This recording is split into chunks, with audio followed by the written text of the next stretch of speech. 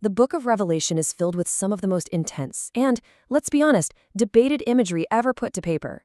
Today, we're diving into a really fascinating interpretation of chapter 8, one that argues these huge cosmic events aren't about some far-off future.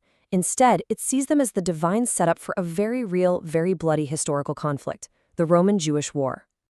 So, the whole scene kicks off with this incredibly stark line. After a whole series of really dramatic judgments, everything just stops. Imagine that sudden, eerie quiet right after a massive storm. This isn't just a pause, it's a heavy, deliberate silence that hangs over all of heaven, and it's totally setting the stage for what's about to come next. And here's the thing, this silence happens at a very specific moment, right when the seventh and final seal is broken. According to this interpretation, that moment basically wraps up the first set of judgments. It's this moment of rest, almost like a divine Sabbath, before the next, even more intense phase of punishment kicks off. Right, so this half hour of silence, it is just packed with meaning. It's seen as a direct callback to two different things. First, God resting on the seventh day of creation, back in Genesis. And second, something more contemporary for the audience at the time, the half hour of silence that was part of the daily temple sacrifice in Jerusalem. While the priest was offering incense, the people would pray quietly. So it's this really sacred, expectant quiet. Okay, to really get the stakes here, we have to connect this heavenly vision to what was actually happening down on earth. This interpretation ties the whole drama directly to the Roman-Jewish War. It all starts in 66 AD when Judea goes into open revolt. Rome responds by sending General Vespasian, who starts this absolutely brutal campaign. By 69 AD, you've got total chaos, not just in Jerusalem with infighting, but back in Rome itself. And it all leads to the absolute catastrophe of 70 AD with the siege and total destruction of Jerusalem and the temple. This is the real-world backdrop for the trumpets we're about to see. But that sacred, peaceful silence in heaven, yeah, it doesn't last. It gets broken. And it's not broken by some divine command from on high, but by a sound rising up from below, a demand for action that simply cannot be ignored. So an angel appears at this heavenly altar, and the smoke from a censer full of incense starts mixing with the prayers of the saints, and it all rises up to God. But let's be really clear about what these prayers are asking for.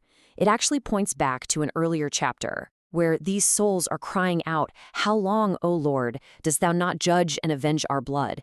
These are not prayers for mercy. They're not asking for peace. This is a powerful, gut-wrenching demand for vengeance. And God's response to this cry for justice, it's not a verbal promise. It's something way more immediate, way more visceral. The time for waiting is officially over. This kind of imagery has a powerful history in the Bible.